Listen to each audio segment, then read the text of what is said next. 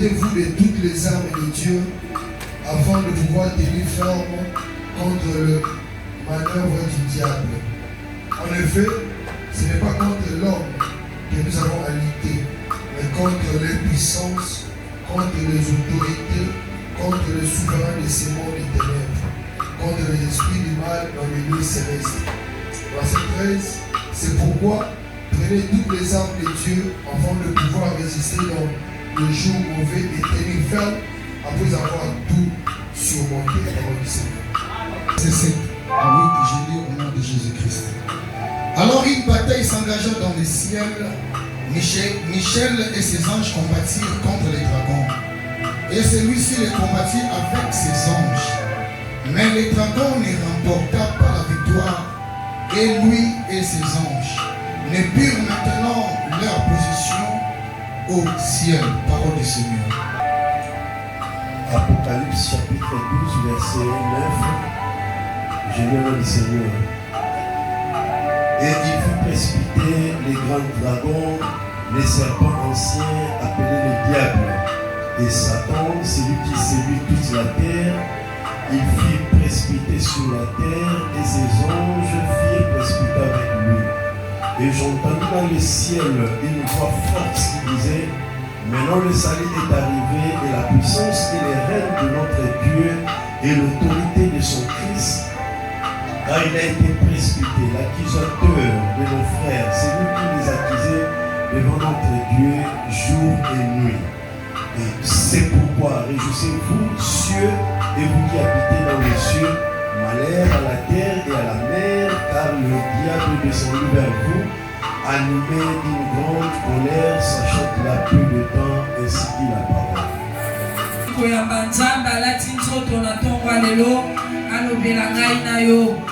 Wana evangelisha zoleka tozobete na Yesu.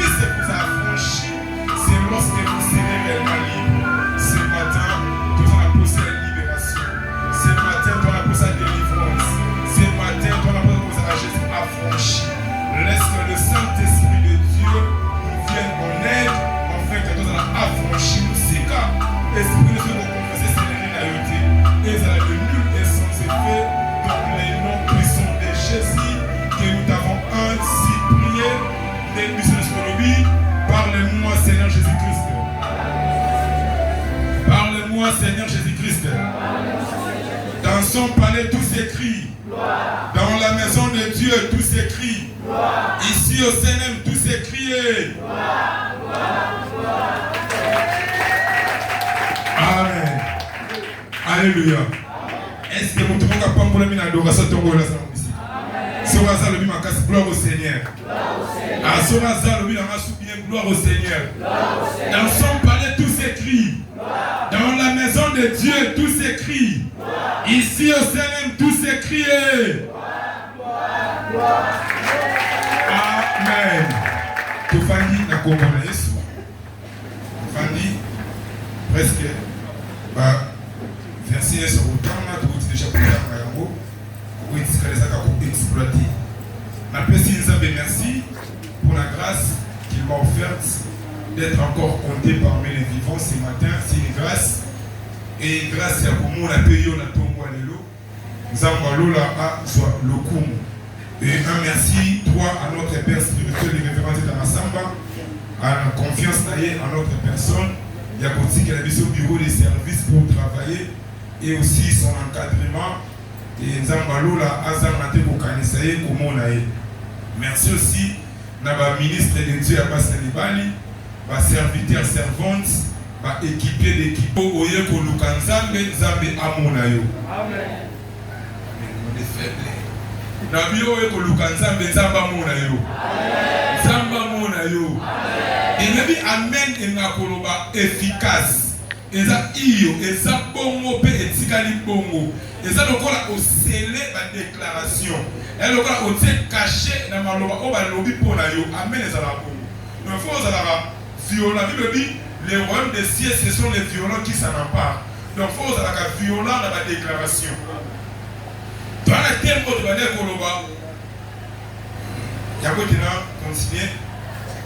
Frère Félo. La nuit, lorsque j'ai prié, quand vous priez dans le tout, la mona kiyo, ba tio singa na skingo, bazo benda yo loko antaba. Mona ki bakangi yo singa na kingo, bazo benda yo loko antaba. Bazo benda yo loko antaba, vous avez place loko bazo bimisa yo. Et l'Esprit de Dieu m'avait dit ceci. Le mot la distraction. Le mot la distraction. Moi, je suis autre côté chier. Si et si là, éviter distraction. Et j'avais prié, j'avais demandé à Dieu, Salam de Congo, peu importe obstacle, aïe à la tombe. Et lorsqu'il a montré que je côté à la commission, quand nous sommes côté, nous avons un petit droit pour dire là. Bitumba, nous sommes télémis là où nous avons des amis et sans effet. Nous avons dit que qui s'est combiné avec sa maçon interne. Nous avons victorieux et nous avons toujours victorieux. Tel que depuis le mercredi, l'homme de Dieu, le pasteur Daniel, a bandé depuis le mercredi, et ça a intitulé les combats spirituels. Tout ça qui mercredi, vendredi, tout le monde a dit comment l'homme de Dieu a expliqué qui thème, expliqué qui la définition. À côté de la profondeur, vraiment l'enseignement était bon. Tout ça qui besoin de béni, l'enseignement est mercredi ainsi que vendredi. Et le vendredi, on avait prié pour la gloire du Seigneur. Et nous croyons, la prière de cela qu'Enzambe a exaucé Bissou. Et le lendemain, nous allons continuer toujours dans le même thème, ainsi que la semaine prochaine. Pour les combats spirituels. Or, lorsqu'on parle des combats spirituels, les combats spirituels, c'est un domaine où ils ont engagé une bataille des êtres spirituels et des êtres physiques. Dans le combat spirituel, c'est une bataille qui engage les êtres spirituels et les êtres physiques. C'est-à-dire les êtres invisibles et les êtres visibles. Parce que dans le combat spirituel, donc la définition des mots, mais la vie dans le combat spirituel, c'est une bataille. Oh, ils ont engagé, ils ont dit ça.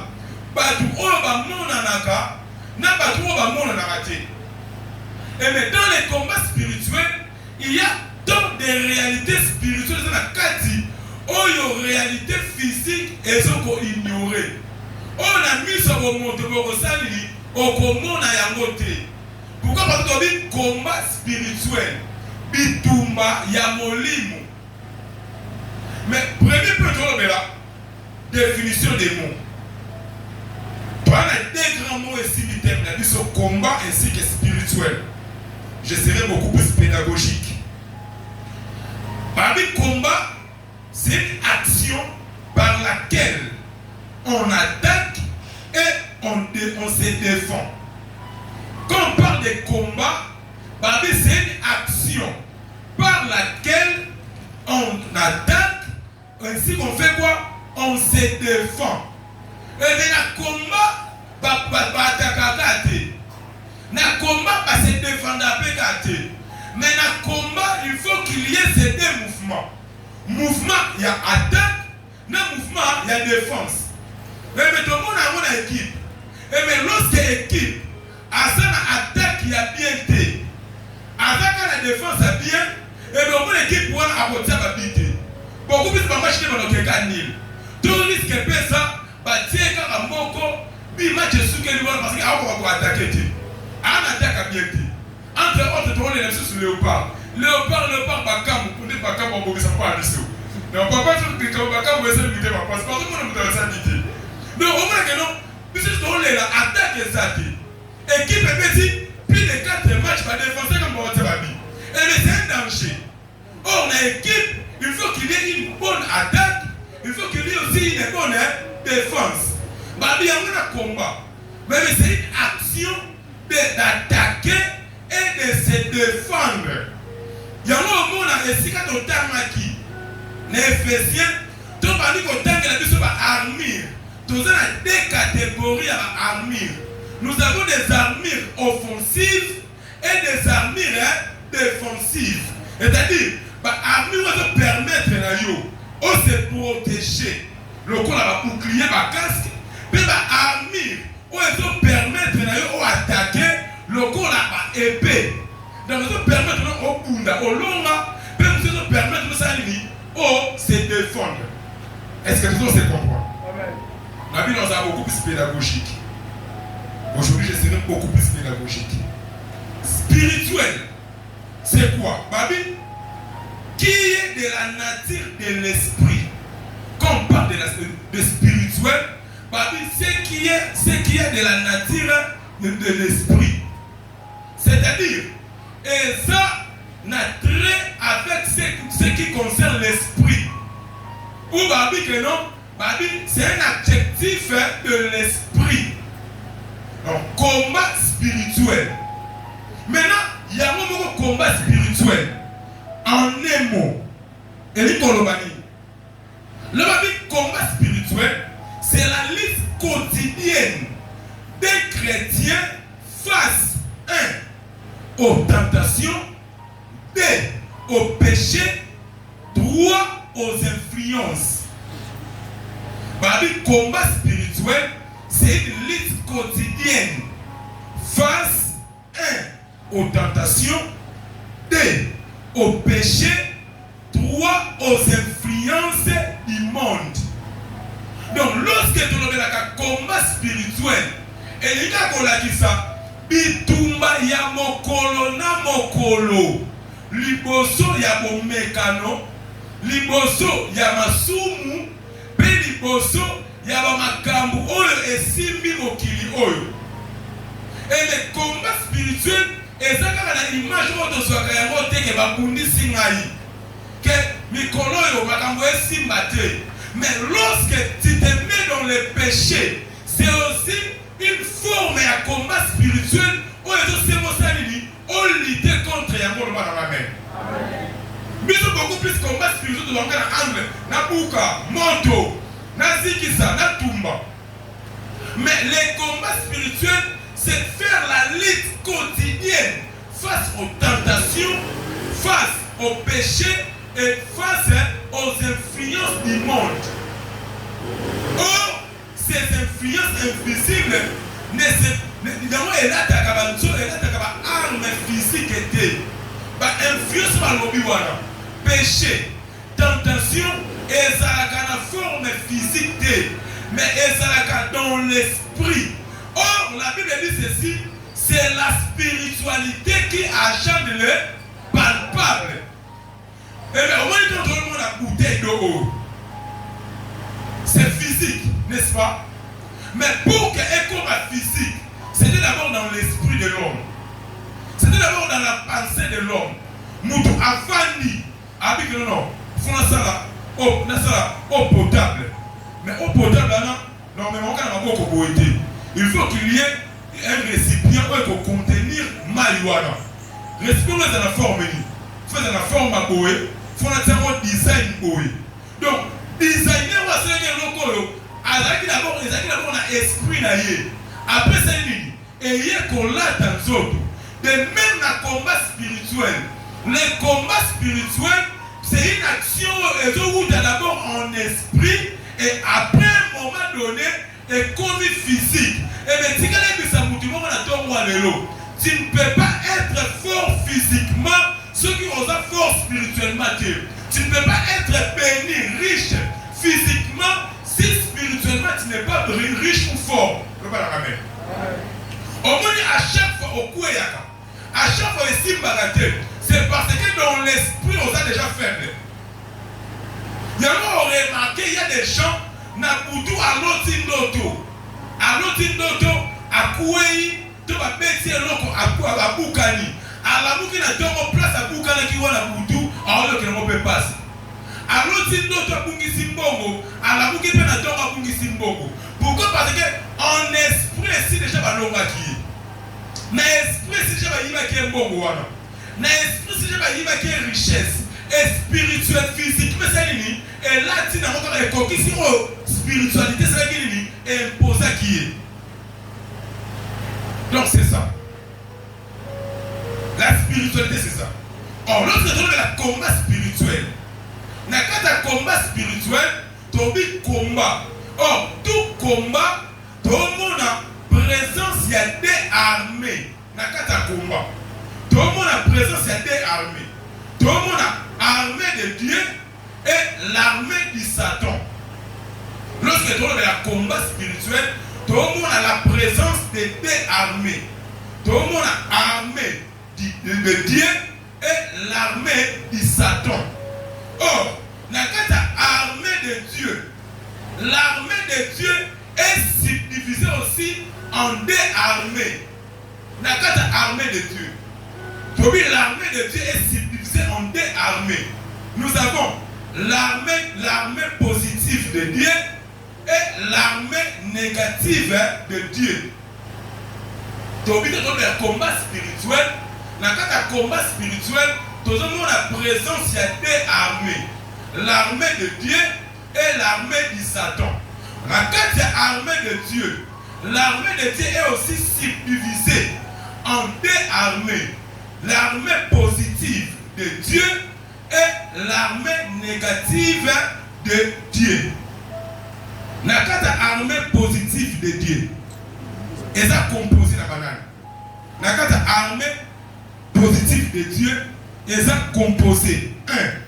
La Trinité. La Trinité. Dans l'armée positive de Dieu, tout le monde a dit sur la Trinité. C'est-à-dire Dieu le Père, Dieu le Fils et Dieu le Saint-Esprit. C'est la Trinité ne ezokokonza, ezoprimé, ezodirigé, ce qu'on appelle l'armée de Dieu. L'armée positive de Dieu. Dans la deuxième position, nous avons les anges de Dieu. Pourquoi on a mis les anges de Dieu? Parce que nous avons aussi les anges du diable ou les anges de Satan. Parce que mon ange, il y a qu'on va envoyer. Nous avons aussi les envoyés du Satan. Troisièmement, nous avons les enfants de Dieu. C'est-à-dire, ou entre parenthèses, ceux qui ont reçu Jésus-Christ comme étant Seigneur et Sauveur dans leur vie, selon Jean chapitre 1er, verset 11 à 13.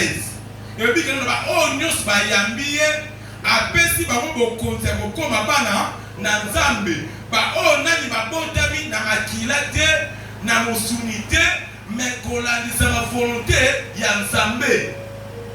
Donc l'armée positive de Dieu est composée premièrement la Trinité, deuxièmement les anges de Dieu et troisièmement les enfants de Dieu, ceux qui l'ont reçu comme étant Seigneur et Sauveur.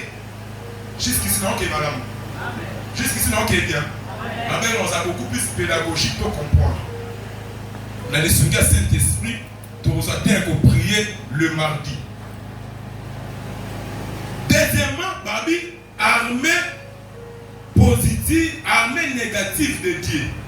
Dans l'armée négative de Dieu, et ça, la continuité de l'armée de Dieu. Dans l'armée positive de Dieu, et ça, conduit par l'Esprit de Dieu.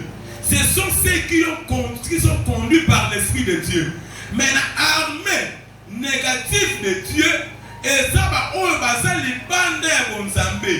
Premièrement, dans la armée négative de Dieu, nous avons les Satan. Et les Satan aussi fait partie de l'armée de Dieu. Amen.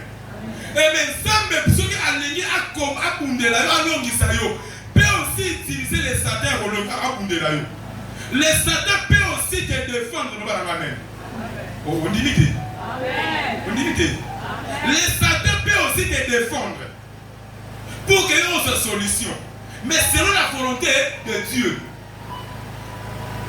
Deuxièmement, nous avons les anges déchis. Par ange, on va pouvoir camaki ensemble na diable. On va pouvoir camaki ensemble na Satan. Ils vont faire partir na armée de Dieu. Et bien, dans cette armée de Dieu, et bien, tout le monde va venir faire partir. Troisièmement, tous les occultistes. Et bien, nous sommes tous les gens. Au moins, même les gens oyo alukaka aboma yo soki nzambe asimposer likolo bomoi na ye ebe mutu wana akoki mpe kodefendre yo nani oyokani soki babike no bakangaki biso mais kaka na parole bato bakangaki biso mutu moko bino ta botika akei na ye botika tenamoni botika ye kaka ebe c'est possible avec Dieu. Dieu peut utiliser même tes ennemis pour que bango basalili baya ko défendre no baya ko pambola yo yango na tombola boko na ngana lobi nzamba lola a utiliser ba ennemi na ba pambola na kombola Yesu kaka ba o wana bana ko luka échec na yo kaka ba mo ba koma point ni pamboli na yo webi ka ba tu bana ko luka ba boma Joseph ka parmi bango nzambe a touché boka ba yote to boma yete to sala ye mabete mais bien au contraire to soyez to teka ye pa mandia akende so ko kufa ke ko kufa bongo mais ba yeba teke na dina ko teka ye neski ko ke ko koma gouverneur ya wona esa mutu mo na tongo lelo ba ennemi na yo ba koma ba marche bien na yo pour que o ke de faire ta bénédiction. Quatrièmement, nous avons les sorciers. Et les sorciers font aussi partie de la armée de Dieu. Cinquièmement, tous les non-croyants. Tous les non-croyants. Non, pas d'autres même pas païens. Pas d'autres païens, mais pas dimanche, pas qu'on y est. Et les bateaux vont faire partir au pays, vont côté de la carte, il y a armée, il y a Nzambé. Et maintenant, nous avons dit papa, parce que ce témoin avec nous, à côté de la pharmacie, nous avons dit bon mal à nier, à ébisser que nous avons dit Nzambé. Est-ce que nous avons dit chrétien? A dit chrétien. Mais Nzambé, le corps Nzambé a utilisé comme tout la carte armée a utilisé. Non, nous avons dit que nous, qui zengi, Moutamabe, Moutadiamba, a ébissi Moutoukénoté. Yono Zaboy, Kobimate, so bimi au sala accident. Be muta bimite accident be au sala. Non non yoka ngote. Et bien nebisa mutu moko na kati ya armée ya Nzambe, mutu nyonso a faire partir. Eh, na kati ya armée ya Nzambe, ba bike non, tozana armée mususu eza bato to bengi ba chrétien charnel. Donc bato o bazoko se méconduire. Par exemple, quand on a une armée, il y a Nzambé. Et voilà, tu as une armée positive, une armée négative de Dieu. Mais quand il y a armée à Satan, dans l'armée à Satan, tu as une armée armée positive et armée négative de Dieu. Et par moi, on va composer armée à Satan. Mais si on a armée à Satan, la catégorie la plus dangereuse, et ça, la catégorie, il y a un chrétien charnel. Et un chrétien charnel, un chrétien qui se méconduit, n'a qu'à armé à Satan, alors ça va faire partir de la catégorie la plus dangereuse. Pourquoi? Et mais on est dans ça, oui. Nous sommes dans le temps, nous sommes dans le bâtiment. Nous sommes occupés à nous sommes occupés à mais les jours, on a quoi engrosser. Et maintenant, vous devez appeler ça un mot de dire, oh ya, l'homme de Dieu, un déni. Et mais comme pour l'animal, on va dire, na yoki, au thé à l'animal. On va dire la vache cachée. On met comme ça à ma belle. Stop, pas y aller par là. Oh, basta. Oh, mon ton chambre. Yo, on te donne bouilla. Mais ça, on va nous donner bouilla. Il y a un langage codé derrière ce qu'il dit. Il y a un ballon qui non. Papa, tu yo qui au pengui. Tu yo qui au santé. Tu yo qui au détourné qui bomba battu dans musala. Au thé à maï nini. Et bien directement, n'a vu que nous ça. Armée la plus dangereuse, pourquoi? C'est parce que par contre ici incrédulité de mettre ma yabatu. Bato ba ni ba ni manzambe ba on dit sur zambete. Pour la nuit. Écoute. Bato ba si ba bi beta. Si ba on te amani. O ba ni ka ba lo ba na été. O lo ba na ni. Entre porte. Nous une déconnexion pétage. Vous comprenez? Déconnexion pétage. On m'a dit papa est belé parce qu'il est carré pour naïe. Parce que belé, pas comme un exemple naïe. Ah, écoute, il y a beaucoup de gens qui ont noyé, comme on peut savoir tout bien. Il y a beaucoup de gens qui ont whisky, on peut savoir. Oh, on a dit qu'on peut créer. Et bah comme la catégorie la plus dangereuse, pourquoi? Ils avaient la connaissance. Même Moutou a la connaissance. Lorsqu'il a commis égaré pour l'homme naïe. Et le Moutou a il est des crimes au coup. Pour dire que nous avons dit que donc on attaque, il va contre-attaquer. Donc on lobby, il est écrit, à cause de tout le monde, mais il est aussi écrit. Pourquoi? Parce qu'il a la connaissance. Et le patron va comme un dangereux. Il y a un moyen de s'accréter, mais on a donné l'eau. Loin de toi, la pensée d'abandonner Dieu. Loin de toi, la pensée de s'égarer. C'est comme musique qu'on a monté. Moi, ça m'étonne. Un homme de Dieu. Alors, maintenant, je n'en dans la circuit et détournement, on détourné. Mais c'est un danger. C'est un danger. On a voix pour Boumba, on a voix pour Pemwa. C'est un danger. Si vous avez un père, vous avez un wap, vous avez un wap. Quand vous avez un côté de tout le monde, quand vous avez un père, vous avez un. Si vous avez écouté que l'Éternel est bon, approchez-vous de lui. Vous allez s'approcher de la carte d'Anzambé. On dit que si on bima, on bima qui est de wap. Moi, on a dit que on a qui est de wap. On a qui ma wap. Si vous dites qu'on a qui est de wap. Et les wap de ciel, c'est une réalité. Et la mixité. Et la sentiment, c'est une réalité. Tout le monde va dire que ça me dit selon on soit temps on soit là société nous sommes dans temps on soit là n'a pas nos créer occultiste tout bah c'est le roi des cieux existe bandima yango et c'est une vraie c'est une histoire vraie et c'est pour bientôt Jésus revient à Moïa pour la recevoir oh yaye maintenant ils ont besoin de quoi bima ok de what il y a Bible le dit que servira-t-il à un homme de gagner tout ce monde s'il perd son âme donc on dit que non bah chrétien charnel tout bah chrétien on va se méconduire et bah ça bah tout le monde va plus dangereux na kati ya armée ya diable. Voilà, vous avez toujours qu'à le premier point la mission définition des mots donc on dit le deuxième point au ESA les origines du combat spirituel. Les origines du combat spirituel. Le combat spirituel n'est pas de notre jour. Tout le combat spirituel, c'est de notre bandiamo. Et le combat spirituel, il y a de notre bandiamo. On a pété mon bandiamo. Et si même si pété mon bandiamo. Et le combat spirituel, et l'alimenter de notre bandiamo. Le combat spirituel a été existé déjà avant même que l'homme soit créé. Avant que l'homme soit créé, et mais réalité un combat spirituel existera déjà dans la main. Toya tokuta combat spirituel, tokokende pe tokotika combat spirituel. Et mais le combat spirituel c'est biso de tobandango. Pe biso de tokosuki samote. Toye na mokili tokuti yango. Tokokende pe tokosalini tokotika combat spirituel. Totika yango. Oh, le combat spirituel est fait avant que nous Azara. Totelaki na Éphésiens, totelaki pe na Apocalypse. Na Apocalypse va bien se babibo. Babi, il y a une guerre. Michael et ses anges combattirent les serpents anciens, les dragons. Et les Satan aussi et ses anges combattirent.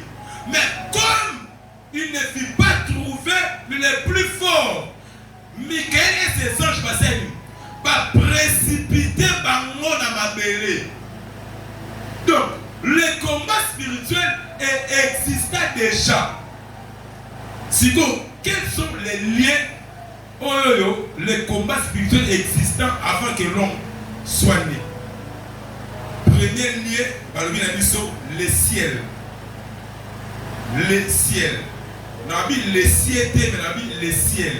Parce que dans la Bible, ok, trouvé le ciel, côté le ciel. Donc, ciel, na singulier, na ciel, na pluriel. Mais on dit les combats spirituels, le premier origine, on doit lier dans le ciel. Et si on compte dans Apocalypse chapitre 7, verset 10, et Apocalypse chapitre 12, verset 7 à 10, tu sautes dans 12. Babi que nous, dans le ciel, il y a une guerre. Quand il y a un combat. Quand il y a une bataille. Mais nous sommes encore un synonyme. Donc, ce combat n'était pas physique. C'était Michael et ses anges combattirent contre les dragons, les serpents. Mais c'était les combats spirituels. Nalikolo, on a eu Zalate. Et les combats, tout le monde était na bitumba na les batumba sauté. Na conserve batumba bitumba ça niveau na yé. D'ailleurs Bible le bien que non, Zamba ko leki sala biso na be bref que oye ko leki la biso na mutu. To ko leki la makasi na biso. Mais ce qui est la personne bref wana c'est que ayebi ko na makasi ya kolonga bitumba na ba na ben. Bon mali tima kamane ko bela bayo. C'est pas très bien ko na makasi. Yo mo ndo za ane ignorant. Oh, mutu moko philosophe moko bi na bisabi découvre-toi toi-même. Les chrétiens ne veulent pas se découvrir. Le mal avec les chrétiens, ils ne se découvrir. Tant soit dans le domaine spirituel, tant soit dans le domaine physique, les chrétiens ne veulent pas se découvrir. Au moins les chrétiens sont comme ensemble là. Tout est tiré du panzan. Donc là, on est tiré là pour la biseau. Au cas où ma peau lingi ma colo. Un jaillet à tellement foufou, à l'âme de l'eau, 4 fois sur le monde, il y a personne à paille, à pas sur le monde. Et là, tu n'as pas besoin de chrétiens. Les chrétiens, nous sommes des fainéants. Donc, croisant, il y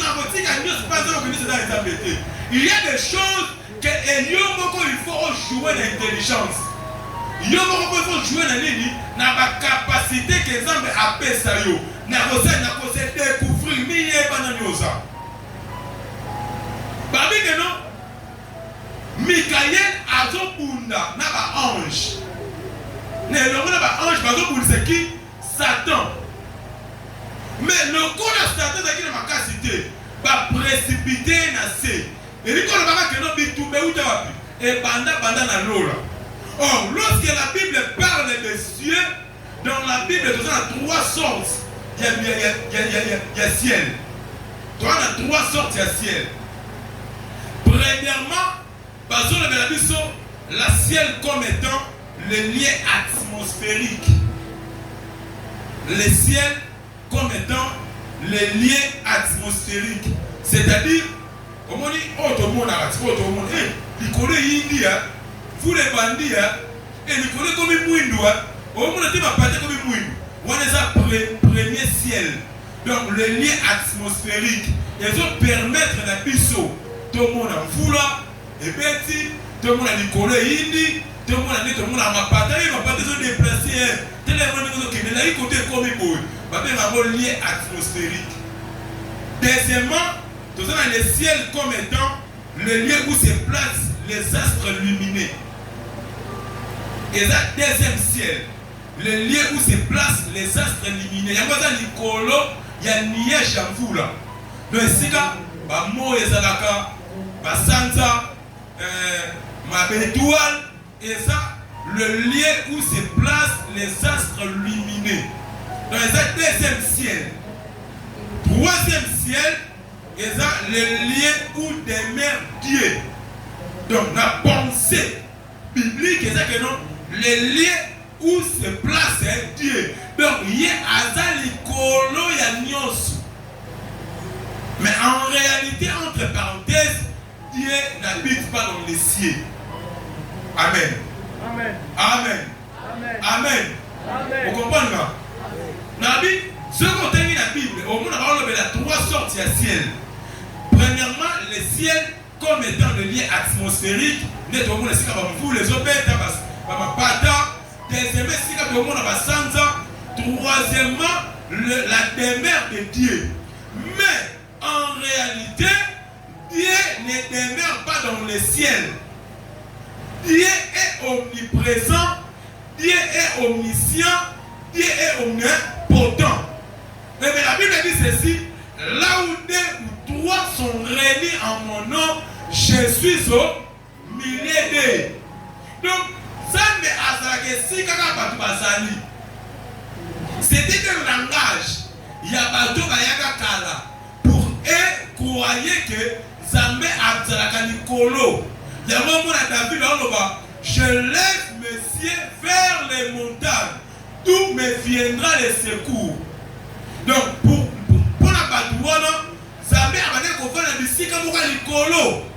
Mais en réalité, moi, dans Zambé, il y a que non, Zambé a fait la patate, Zambé a fait la Nikolo, mais Zambé a fait si la Yozali. Amen. Il y a un inutile. Donc, on sait que on va te battre. On va tenir biso partout. On va tenir basala nzambe, on va tenir révérend ba ministre de Dieu. Mais nzambe on a bébé non on va tenir noyété. Tu sais comprendre? Amen.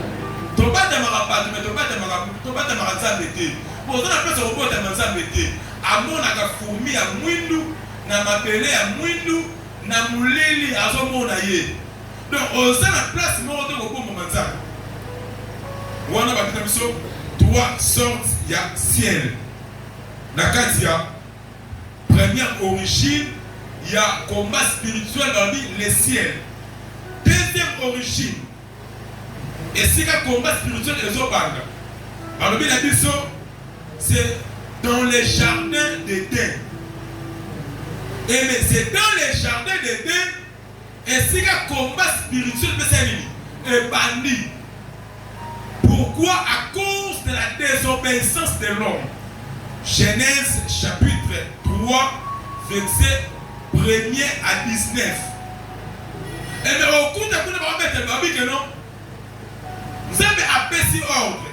Et bien, on lit Nyos, lien Moulou, lien Taba, lien Serimadesu, lien Ayo Nyos. Nous avons dit Madesu Mingibolia. Nous avons dit Taba Mingibolia. Mais, et c'est quand les locaux morts qui ont lié à Dieu. Arbre, il y a connaissance, il y a bien, paix, il y a ma paix, Kosimba et Moté. Ça va interdire nous. Le corps de la nature, il y a Moutou. Et ça va quand les sigas vont payer qui ça. Les sigas Moutou va kenner. Et le Moutou a toujours attiré. Quand je méditais ça, je me disais que non. Même si on me dit qu'il a été serpent équité, l'homme allait toujours manger ça. Même les dieux n'étaient pas venus. L'homme allait toujours manger ces fruits. Pourquoi? Parce que la nature de l'homme est bien d'accord avec ce qu'on a fait ça. Au moment où nous sommes là, avec que nous avons dit premier regard est non attentif. Et après nous avons un deuxième regard attentif pour atteindre ce qu'on bien. Au moment où nous sommes là, et si nous avons pétiné, si nous avons c'est normal parce que l'homme a toujours été, c'est la nature de l'homme, a toujours attiré vers le mal, vers les mauvaises choses. Sinon, pour que nous allons, il faut aller dans le Saint-Esprit. Il y a un moment dit que non, ne vous enivrez pas du vin car c'est de la débauche, mais au contraire, soyez remplis de l'esprit. Et même lorsque la personne n'a pas l'esprit de Dieu, sa tendance est qu'on va vers le mal. Et mais les péchés, c'est un aimant, et nous sommes des corps métalliques. À chaque fois, on a péché la péché, et banaka ko benda yo. Yango mona teso ko tika mo kopo, e mo benda mo. On mo tika mo hotel, e mo benda mo. On mo tika mo wera, e mo benda mo. Et zo benda yo. C'est normal. Mais pour que on l'onga bloque wana, il faut qu'il ait l'esprit de Dieu. Quand se met on a sa pasteur et finalement parce que dit que nazali place moko batie album ya kikwisa pimpa. Ya wera. Si on pisa tuko na watu wote wakatoka wera watu na uzaki bafana wera bana la samba ya tawala na nipata hivi kesa mbele bendi ngani mama na kimo nani 300 na mimi tisa mimi ndiko benda ngai na ndio ndio Jésus na ngoko kote wana na uzaki bendi comme ça pas c'est normal c'est normal oyoka mutu ya mokebo oyoki beyanga ya kwa frentinga dia kibendi yo oyoki Nairobi. Au raisonnement c'est mon nom à Java. Au raisonnement c'est mon nom à Nîmes. C'est normal. Maintenant, ce qu'on a esprit en Zambé, non, ça on peut surpasser un mot. Ce qu'on a esprit en Zambé, tu te laisses emporter par ce vent. Il y a un moment où chrétien, moi pour ça qu'on forêt, moi pour ça gagner, moi pour ça qu'ils ont chéri, à quel assaillement on va payer. Mais ce qu'on a mon livre en Zambé. Le Saint-Esprit va t'interpeller. Et non, on lui dit ça, les habiletés. Va mettre qui n'a pas de Bible, dans la Bible. Quelle est la prière? Quelle est la suivi? Mais si on a l'esprit embêté, hey! Voyez, quand on a dit que on a dit que on a ok, et bien dit ok. Pourquoi? Parce que le corps, nous sommes en train de dans quel jardin d'Éden, Adam. Il dit que nous lions pour mater comme ça la beauté. Et les qui? Bible que Satan est les serpents. Aïe pas Ève. À quel est vous cicaté? Alors bas. Est-ce que Dieu a-t-il réellement dit? Est-ce qu'il demande la parole en Zambie? Elle demande la parole en Zambie. Le diable était dans la parole. Il y a un moment en Zambie à passant. Tu connais Isaïe. Luka kozala na ba défense ya parole nzambe. Luka kozala na ba défense ya parole nzambe. Mais ba lecteur, mon Bible est au temps. Et ça na maloba. O soko yebite, o yebi komba ko contredire la moté au kuei. OK. Bible est on dit que non, ça couteau à double tranchant. Donc côté et kataka côté de ça ni et kataka de partout. Si vous posez la contre-attaque, vous voyez pas. Je vois même ça va être comment on est là. Parole en Zambie, les hommes mystiques, les hommes lengue. Bateau va l'air à nous soumettre, va sur moi. La Bible. Bateau au moins ça t'est arrêté, va sur moi. La Bible. Vous savez de l'air à nous soumettre sur moi. Vous savez pas si va t'être à sur moi. La Bible. Donc c'est la parole de Dieu. La seule chose que nous chrétiens nous devons faire, c'est que nous allons dans nos livres au centre de Zambé. Lorsque le Saint-Esprit va nous conduire, c'est lui qui nous dira que non, ce qui moi ça t'est ça m'a fait, ce qui moi ça t'est et ça m'a fait. Il va vous convaincre du tout. Mais celui qui se laisser conduire par les Écritures, la Bible est vraiment le but d'un champ. Les Écritures tuent, mais c'est l'Esprit qui fait quoi? Qui vivifie. Et mais la révélation de ta parole est claire et elle donne de l'intelligence au simple. C'est le Saint-Esprit qui connaît bien, qui maîtrise bien les Écritures plus que Bissot. Il y a un Jésus avant qu'il n'ait, à ici ma disciple, il vous est avantagé que je m'en aille. Car après mon départ, je vous enverrai le consolateur, le Saint-Esprit. À ceux qui vont la terre. Alors, la chose la plus importante, lorsque ce consolateur viendra, il va vous enseigner tout ce que je vous ai enseigné. Donc, lorsque le Saint-Esprit est là, c'est le Saint-Esprit qui va t'enseigner même les choses qui ne sont pas écrites dans la Bible. Lorsque le Saint-Esprit sera ton partage, c'est On m'a appelé ça un témoignage. Moi j'ai prié, j'ai modéré, j'ai prêché. Maintenant il a ma salle. Parce qu'elle a trouvé vraiment la Bible. Normalement on n'a pas pensé à la Bible. Mais un jour j'ai prié. Le Saint-Esprit m'a parlé, la voix audible. On a mon douté, le Saint-Esprit a dit ça que non, comme la masangeza du soumou.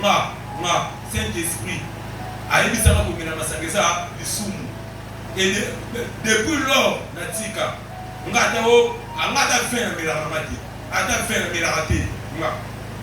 On a fait un miracle. Le coup est là où ça a miracle. Attends Samba, le coup est là où ça a miracle. C'est parce que le Saint-Esprit m'avait parlé que l'alcool n'est pas bien. C'est un péché. Et par là, mon livre y était, le Saint-Esprit. Donc, lorsque le Saint-Esprit est là, le Saint-Esprit va t'enseigner même les choses. Oh, et comment la Bible dit? Pourquoi? Parce que la Bible est un moment aujourd'hui. Il y a même des choses qu'on devait mettre dans la Bible. Mais Mathia a monté. Sinon, vous avez dit ma campagne, c'est le Saint-Esprit. Ah non! Moi, si je suis un mouvement, ça t'a dit que non. Est-ce que il faut ça dans le côté. Zamba yebi que les jours beaucoup lia. Miss ne veut que faut moi. Peu beaucoup comme banzambe. Ça va sur la vie. Non seulement miss le comme on yebi. Mais après ça on a dit peu beaucoup comme banzambe. Oui bien que bien était na minuscule, na minuscule. Mais moi j'ai pensé que cela avait attiré avec Ève. Quelqu'un comme Banzambe. Mais moi c'est pas Tali. Mon Tali. Mon moment de Kitoko, dans mon lia. Et puis tu as Babylone que ça. Il y a des plats, tel lieu qu'on a mis ça. Il y a beaucoup de talent, tel lieu. Au talent. Vous avez dit les personnes à petit. Tu as la pasteur, moi dans le babier, Ali a gâté, c'est parce que Azan a Nzara. Mais Ali a gâté, c'est parce qu'à mon niveau qu'on a mis ça. Ali a relié, c'est parce que Azan a Nzara. Mais à relié, c'est parce qu'il m'a présenté du lot. Eh bien, tant que vous avez le mouvement, la forme est un mouvement, beauté est un mouvement, elle a attiré allié. Et après quoi, nous ça là, nous sommes faux moi. À comment un petit pied? Certainement comme un petit pied. Tout ça un petit pied. Parce que pour toi, comment il a la capacité, il y a qu'à procréer. Nous avons passé Adam et Ève, mais après la chute de l'homme a commencé à procréer. Tout le monde dit, Abel Babimi, Kaye Babimi, Baenok Baye, Batubadi Koyati, l'autre Saolo. C'est à cause de cet acte. Nous avons besoin de dire, Abadi Kotouna. Moutosawa, Moutapata, Mitoyen, Nabata Maki. Mais ce qui nous préoccupe, mes amis, bien que nous, dans nous embabillés, moi si, Adam, Nini, Naïté, moi si, Nini, Naïté, Nyoka. Et le ministère est Wangana, et les autres tiennent Wangana. Et Badakuna, Wangana, Nate, Eza Nyoka. Par contre, Nyoka Pekuna, Namito Malobesila qui est, moi l'obesa souté. Nyoka m'a dit qu'on peut se tout. Yo, Nyoka. À dater d'aujourd'hui, autant pour la souté dans ma cour. On va la rappeler à l'île. Nyoka a dans ma cour. Et bateau va avoir chance. Il y a des gens qui ont zamba, qui ont des brousse. Au moins, ça va être Nyoka, ça va être mieux. Ma cour a mis qu'elle est bimaka. Bateau va faire des zamba, ça chance à ok. Dans ma campagne de mon amour. Ça va être Nyoka, au mieux. Au moins, on va tomber ma cour, on va mettre bimaka. On va mettre bimaka. Et bien, il est là. Avec le Nyoka, on va aller là, on va aller là. Et ça, on va aller quand on va aller considérer du sauté, et préoccupé du sauté. Mais Nyoka peut se combattre spirituel de Bani. Abiyo Nyoka, Bana Lelo, Bilei na yo et comme poussière. Oh, Moutou, Abasana m'a dit wapi? Na poussière. Abisi Nyoka, Bilei na comme poussière. Et ça combat au combattre. Et mais c'est par là que c'est combat Mouté Banda. Combat Moutou na chargé de Bandi wana. Abi Nyoka, Okobana Kolia poussière. Yoka, Yami Bale, Abi, moi si, Akoniata yo, talon et Koniata on a moutou, et yo osali, Okosuaye na talon. Et même ça me y est beaucoup na jardin de bain. à livrer un combat spirituel. À cause des désobéissances à vous. À livrer un combat spirituel. Abi nyoka bilei na yo. Poussière, pe moi si à Roniata, on a moutou, yo reçoyez. Or, à ce temps-là, on voyait les serpents, mais dans l'esprit, ce n'était pas les serpents, c'était les diables. Donc, Dieu lui-même avait laissé l'homme entre les mains de l'ennemi.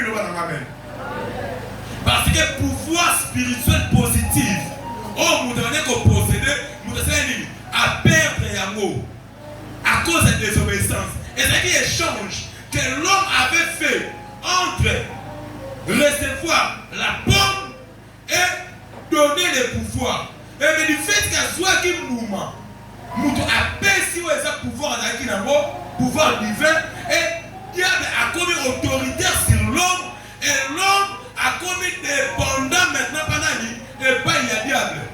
Le bas dans la main.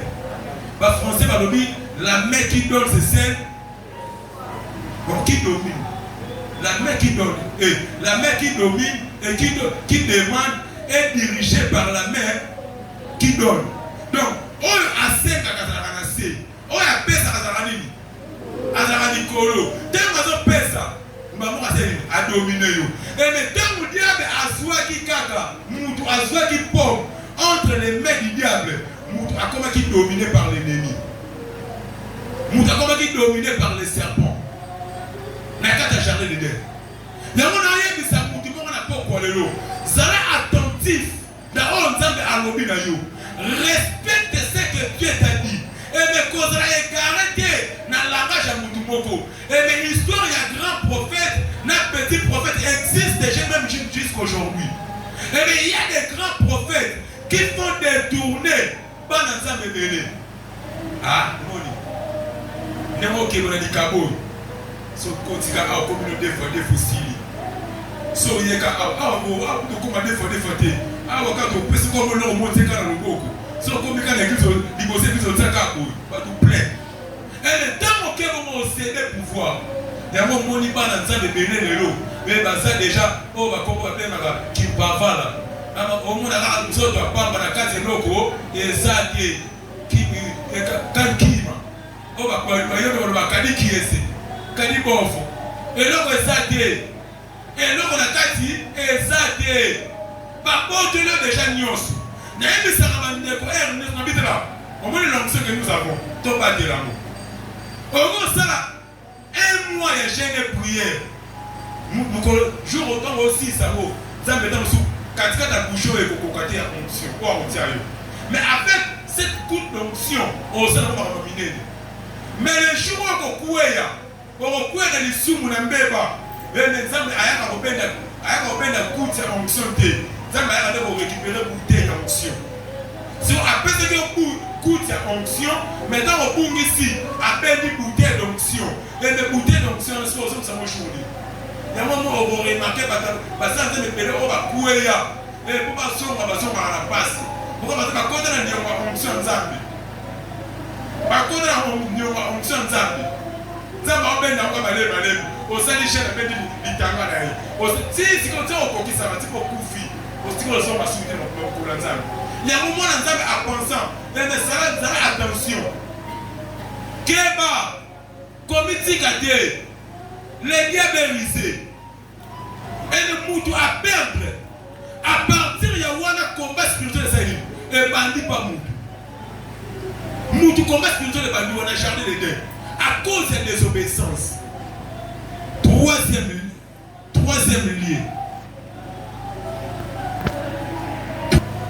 Troisième origine, il y a combat spirituel dans la vie d'une personne, ce sont les alliances conclues par des hommes. Et ne pas te mêler les lots. Par exemple, il y a un combat dans la vie à cause de l'alliance qu'ils ont conclue. Oh! Dans ce domaine d'alliance, nous avons deux sortes d'alliances. Nous avons les alliances où elles sont volontaires ou inconscientes. Et nous avons aussi des alliances où elles sont conscientes ou volontaires. Tout ça, l'alliance inconsciente ou involontaire. Tout ça, l'alliance est consciente et volontaire. Donc, l'alliance est ayebi kendenge na sango na conclure alliance. Ngai moko na sali na alliance wa mutu ayebi te a se retrouver kana kati ya alliance wana. Or, na kati ya alliance eza inconsciente balobi na biso alliance ya liboso babi na biso eza au moyen de sang. Parmi les premières alliances inconscientes ou involontaires dans la vie d'une personne, les alliances faites ou conclues au moyen de sang. Mais au bout de la famille, on est là au niveau de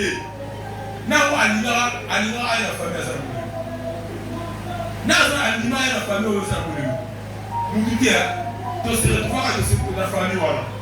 Ngai famille Lutumba, Bometa Mopetolo. Ngai famille Diakiese. Ngai famille Mazela. Ngai famille Nzita. Ngai famille Bashiki. Ngai famille Boy. Et mes alliances, yo okota nango, yo yebate. Nantela makila. Oyeba na yote. On se retrouve kaka, on se la kati alliance wana. On se retrouve au côté de la kati alliance wana. Nantela makila. Les sangs que tu possèdes